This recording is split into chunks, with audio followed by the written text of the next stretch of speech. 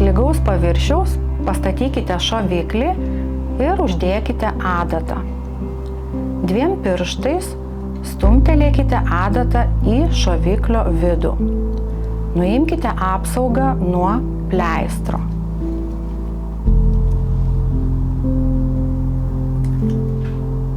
Užtaisykite šoviklį patraukdami už žalios dalies.